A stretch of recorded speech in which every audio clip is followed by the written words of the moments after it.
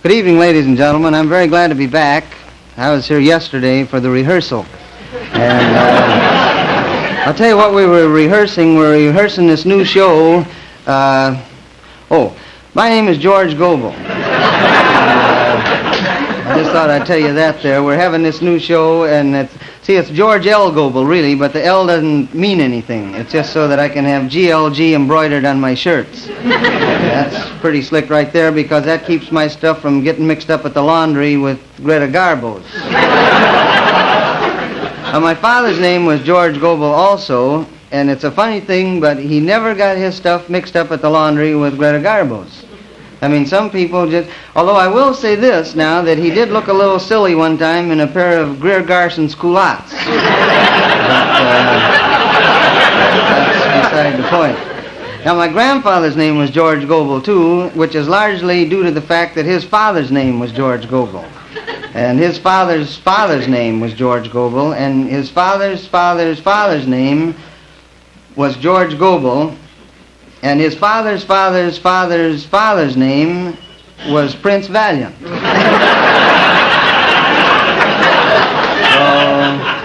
So there you are.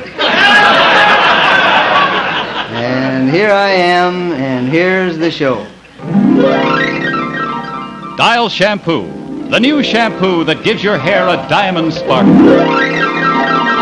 And mild, fragrant Dial soap that stops perspiration odor before it starts.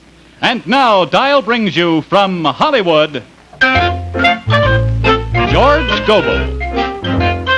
In the George Gobel Show, starring George Gobel, with his guest, Mr. Fred McMurray, Miss Peggy King, John Scott Trotter and his orchestra.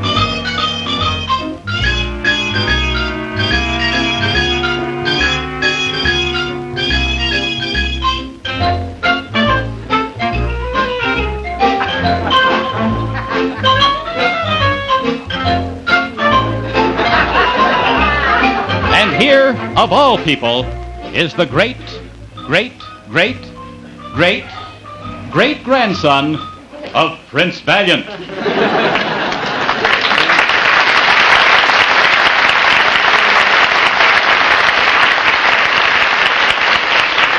you can see that I wasn't lying to you. See, that's the kind of fellow I am. Honest, straightforward, trustworthy, dull. Well, I'll tell you the kind of fellow I am. If you want to know the kind of fellow I am, I'll tell you just the kind of fellow I am. See, I'm the kind of a fella... See, like if I hear somebody on the radio say, run down to your neighborhood store, well, I run. Well, you can laugh, but a lot of people walk. I run, because in the first place, I don't want to hurt anybody's feelings, and them fellas on the radio, they know whether you walk or run down to your neighborhood store. Because them storekeepers, they all belong to Tom Mix's straight shooters, and they report all that stuff right away. And that's the kind of show this is going to be. Nobody's going to be running around here on a dead run and telling you a lot of big lies, like me. See, if I tell you a lie, I'll tell you that it's a lie. Unless I'm lying, of course, which I won't. I mean, I don't anymore, hardly. Now, this show, I want to tell you what it's about and what it's like. It's kind of hard to see. It's a sort of a, well, you might call it a comedy show, is what you might. Now, you might call it a lot of things before we're through, but that's what we're going to call it, a comedy show. We figure it's our show. We'll call it whatever we feel like calling it. We'll call it a comedy show. But, I mean, don't get the idea that this is the greatest show in the world, or, I mean, it's not hilarious, maybe jocular, or well, it might just keep you from getting sullen. I'm going to have to tell you a few things that we're going to have on the show. Now, for one thing, we're going to have chorus girls. I think they're nice. And, of course, most variety television shows have chorus girls, but I think we have been very fortunate in that particular regard, because we have a wonderful... Well, I mean, they're right back here now. This is our chorus, and we'd like for you all to meet them. Curtain, please.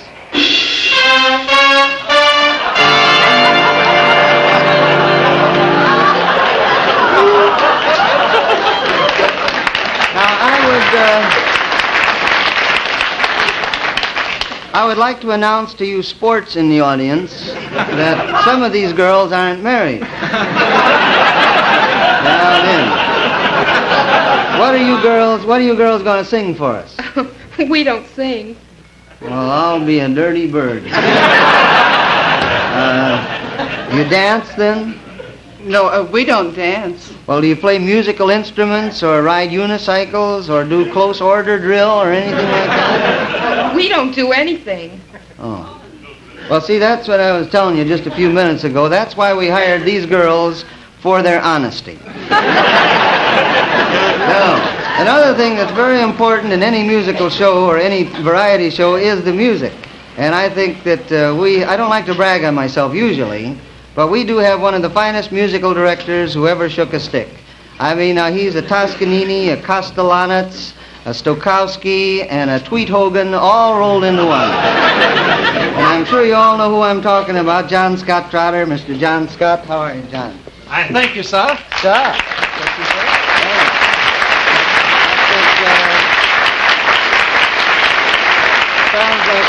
Sounds like we have a little of the Duca Paducah rolled in there, too. Oh, I thank you, George, for those comparisons you made in my introduction, but, I'm a little puzzled. Who is Tweet Hogan? Well, I'll be a dirty bird. Tweet Hogan is a very fine musician friend of mine from Chicago. He had a society band back there. Really nice. Wonderful band. It wasn't a big band. 9 pieces. 9. All drums. Well, they weren't drums, really. They weren't drums. They were tom-toms is what they were. You mean all 9 men played tom-toms? Ever Tom, Dick, and Harry.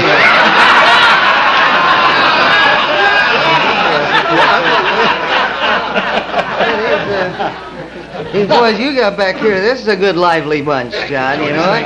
Thank you. They really, and they keep good time, too, you know what? I know, I timed them before. They keep very good. What's this, the music This here? is the music, George. All new stuff, all new arrangements for the show. That's good. Do you mind if I look at it? No, go right ahead. You got some dandies here. I was looking at that. Here's one. We had an old cow who wouldn't give no milk, so we sold him.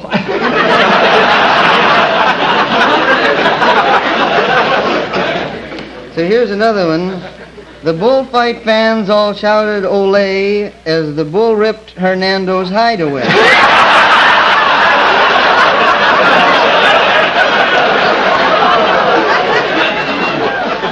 how about this one right on top? Is that pretty tough? I mean... No, what's that? I'll see if the boys remember it. All right. Number 1, gentlemen.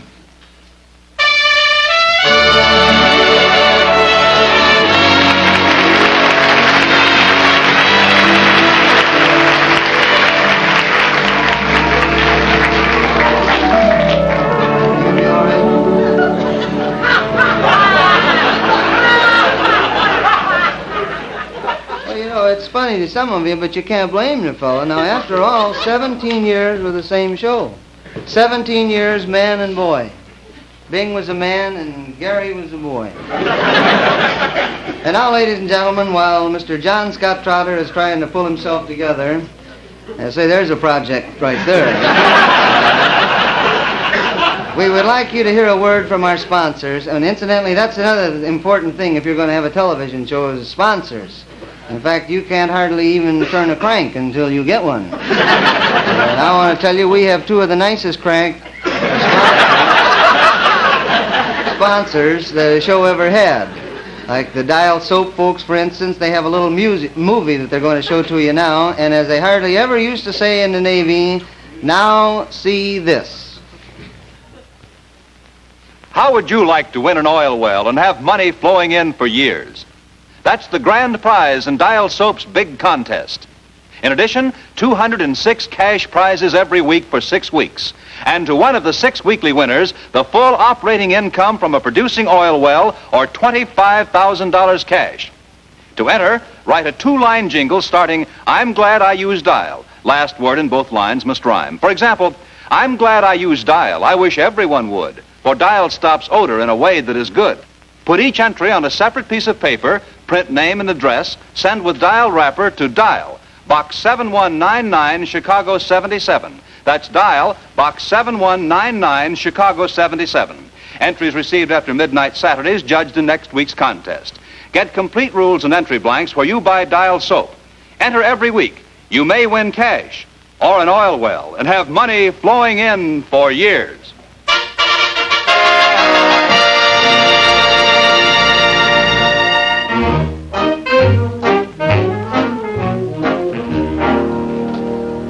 Now, about that big oil well contest, I feel it's only fair to tell you that, some of you people are going to lose. Now, the next thing that a variety television show requires is a very fine guest star, and we're delighted to have as our first guest that very handsome, one of the most popular and handsome leading men in pictures today, Mr. Fred McMurray.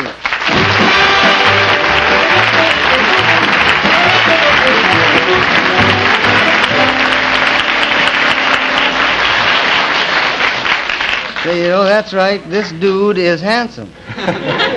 George, you're too kind. No, I'm too short. Well, George, this is your first show, and I just want to wish you all the luck in the world, because you're a real fine fella. Thank you. And, George, just to kind of help you get things rolling along, I brought this. Please, there'll be no smoking in the studio. George, this is a saxophone. You do expect me to play, don't you? Well, Mr. McMurray, we really don't. To Just tell you call me Fred, huh? Yeah, well, Mr. Fred, to tell you the truth, that's one of my pet peeves as far as television is concerned. They invite a guest star over, and then they make him work. And if you invite somebody to your home as your guest, you don't make him work. No. Isn't that right? So I'll tell you what we want you to do. We want you to come over here and sit down and just make yourself at Well, home. now, wait a minute, George. You know, whenever I'm invited out, I'm usually asked to play the saxophone, and... Yeah, well, that might be all right for some of them wild Hollywood parties. Well, how about the clarinet, then? No, I don't believe so. Well, I'll tell you, how about a card trick? No, we can't. We don't have... I know what I can do. I can do a scene from Caine Mutiny. I just happen to have the boat outside. And... And you don't seem to understand you're our guest. Now, just sit down here and just help yourself to the cookies, will you? Just take it easy. Everything is going to be all right. George, do you mean that you're paying me to come on this show and all you want me to do is sit here and eat cookies? You're our guest. Well, I'll be a dirty bird. Now, look, Fred, I'm going over and introduce the girl singer. And they're the best kind, you know. Now, our sponsor wanted for a girl singer a sweet, wholesome, typical American girl, just like the girl that lives next door. And I was thinking pretty good at the time. I went home on a dead run, and I got the girl that lived next door to me, and here she is.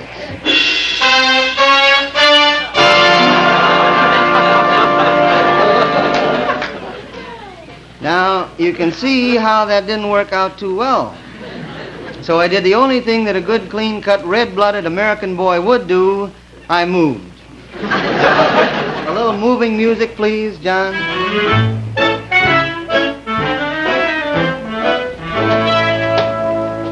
And this is the house that I moved next door to.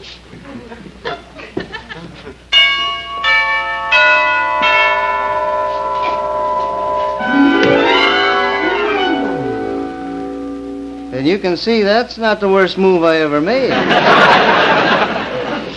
Hello. Good evening. I'm the typical American boy that lives next door. Next door? Uh-huh. That's a pet shop. Yeah, well, I'm a typical American eager beaver.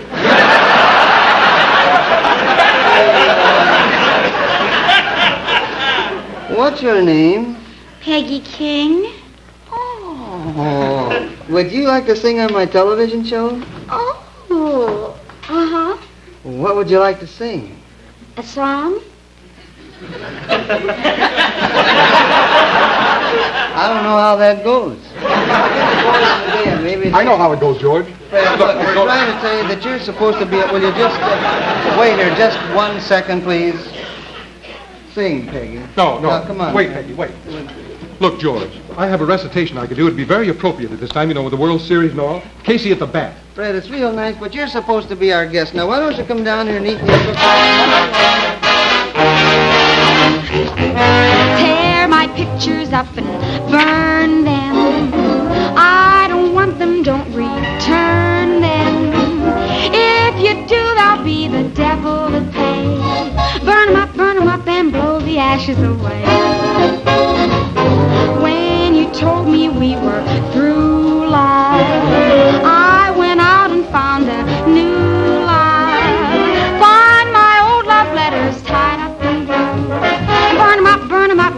say whatever you do. I wrote 'em, I sent 'em, I thought that I meant 'em, but I was a fool to write. My new love would burn up if those letters turn up, so please get a match and let 'em go up in smoke tonight. When you come to town, don't phone me.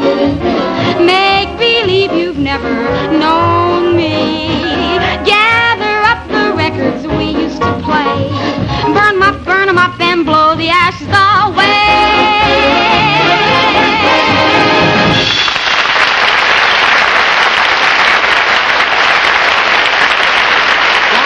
That was a wonderful arrangement. Thank you. It was really fine. I just have one little criticism. What's that? Well, I thought you might be able to use just one more saxophone. Fred, look, you're supposed to be our guest. Prominently, John. I know I'm your guest. I know Why don't this, you George. come over I here know. and sit Look, down like you're- it just isn't right, my getting all this money and doing... I am getting the money. Sure, you're getting the money, Well, but all you right, don't then have... all I can say is that I feel very guilty taking the money and not Nope. doing anything to Give it earn it. another thought. Just sit here and behave yourself and concentrate on the cookies. I don't want to. See, I'll tell you what, George. you better concentrate, because if you get one with a pink center, you win a left turn on Wilshire Boulevard.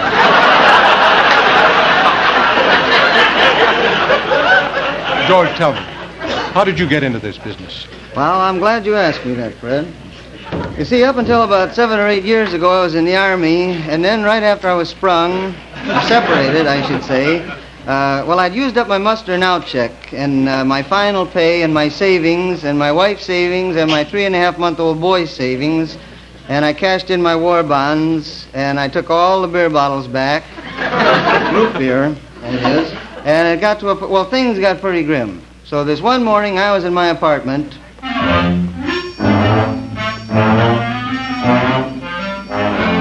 See, this is my apartment, but it's not really my apartment. See, like I say, we're not going to tell you any lies here. This is a facsimile. Oh.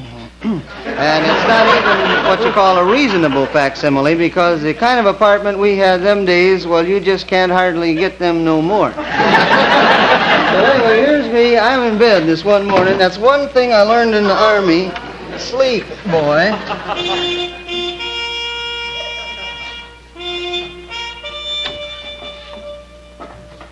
George, get up. It's 11 o'clock in the morning. Well, Alice, now that I've seen what it looks like one time, don't ever wake me at this unearthly hour again. George! You've got to be the breadwinner. Don't you understand? In civilian life, the husband has to be the breadwinner. Alice, believe me, I was down at that bakery shop all day yesterday, and my number didn't come up one time. You know, I believe that Schultz is running a crooked game. George, you've been out of the Army 5 months now. You and your footlocker. And not one penny has come into this house. Well, Alice, I told you not to quit your job. Now, let's don't make a big deal. George, it's time you realized you have a wife and baby to support.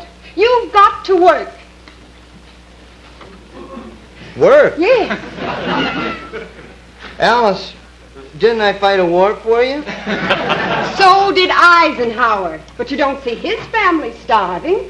He didn't take to loafing just because the war was over. He went out and got himself a job as president. Yeah, and you know how he got that job, too, don't you? Politics, that's how.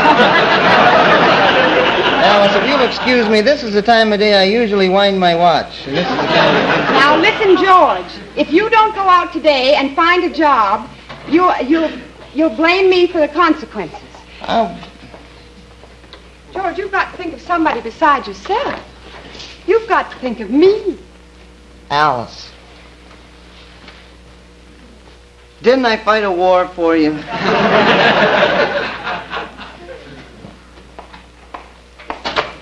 So did Eisenhower.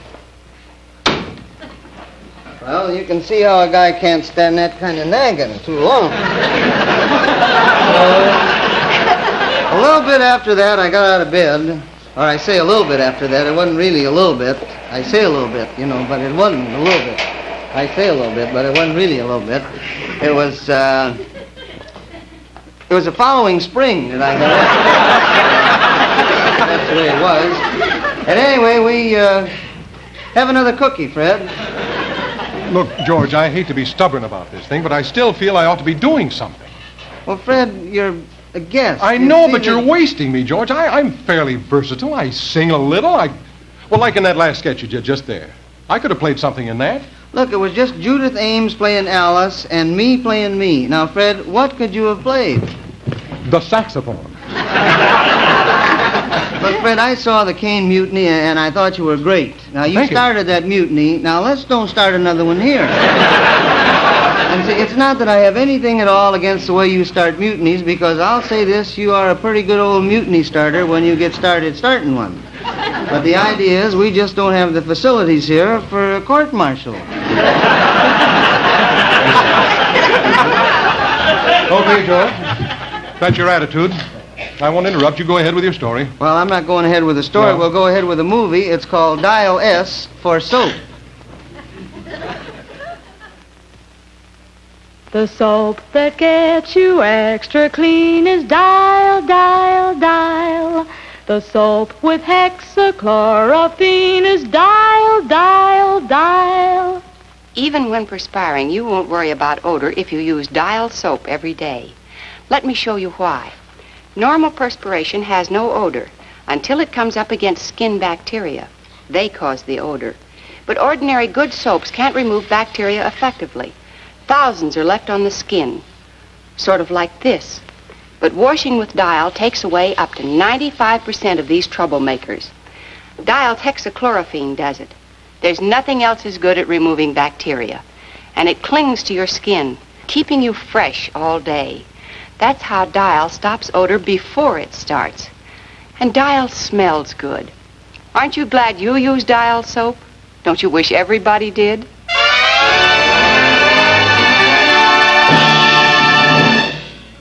All right now, folks. I just want you to take a card. Just any card at all. Fred, you promised you're not going to interrupt. Now, come on, let's go. Sorry. Have a cookie, will you? I don't want it. What are you going to do? What am I going to do? I'm going to go on with my story. That's what I'm going to do. So after that, you see, I finally coaxed myself down to an employment agency.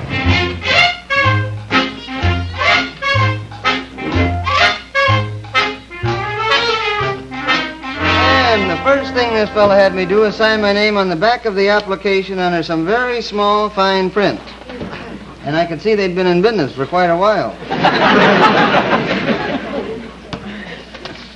Now, see, I've always been a pretty shrewd kid, so I said, what was that I just signed there? Well, Mr. Gobel's really nothing. Merely a contract guarantee under the terms of which you remit a nominal portion of your earnings to the agency on a fee-service basis. Yeah, well, how small is the nominal portion I'm supposed to remit to this here agency? Your first 3 months' salary. Well, now, isn't that a little bit steep? Well, it's for your benefit, Mr. Gobel. After all, if we're going to take 3 months of your salary, we're going to get you the highest paid job we can.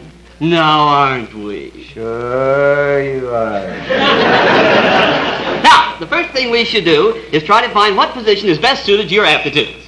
Well, shall we look? Now, let's see what we have here. Oh, yes. Nuclear physicist? Thermodynamic technician? Investment analyst? No. Oh, here's a good one. Antibiotic research chemist.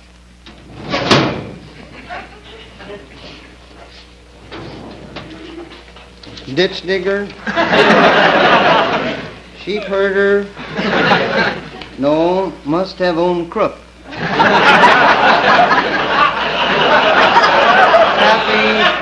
Taffy apple twister? Geiger counter? Wait a minute, Mr. Gobel. Here is a great one. United Plumbers have an opening. Are you by any chance a steam fitter? Well, now it all depends on what I have to fit this steam into here. Frankly, Mr. Gobel, I found it very difficult to place a man with your particulars. Well, I don't understand about all this particular business because I'm not too particular. I know what kind of job I want. I want a job that pays about $30 an hour, 1 day a week, time and a half for overtime, a partnership maybe, here maybe. Mr. Goble, that has all the earmarks of a dirty, un-American statement. Friend, you're not questioning my patriotism. I am. Friend, didn't I fight a war for you? So did Eisenhower.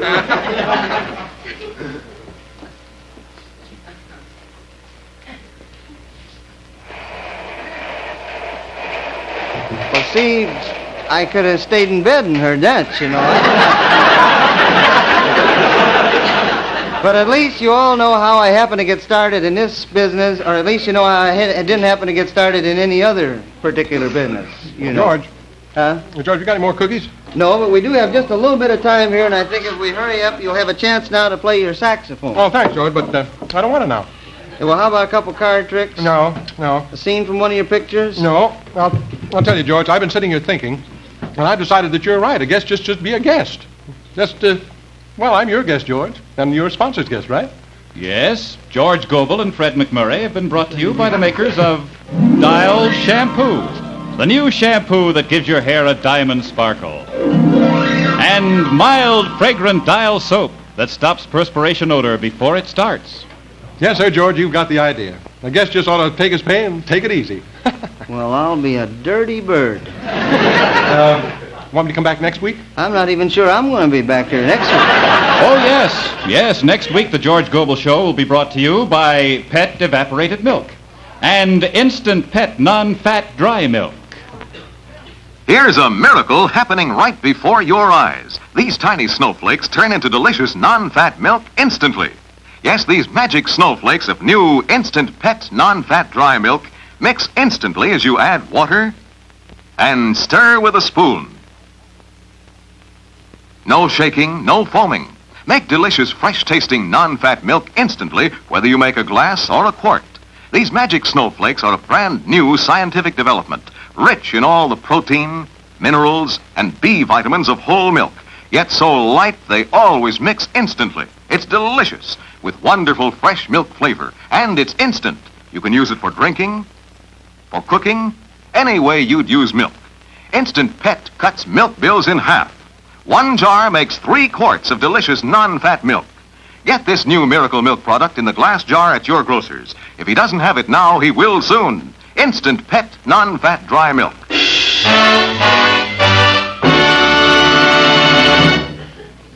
And now, Fred, that we've heard from my sponsors, would you like to say a word from yours? Oh, yes, I would, George. Thank you. Ladies and gentlemen, Fred McMurray appeared on this program tonight through the courtesy of June Hafer.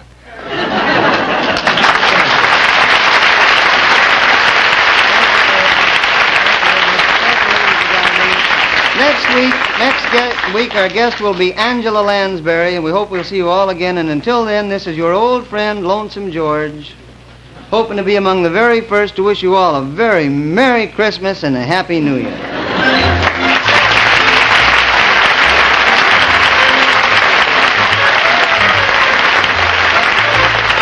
In tonight's cast, Judith Ames was Alice, and Bob Jellison was that fussy little man.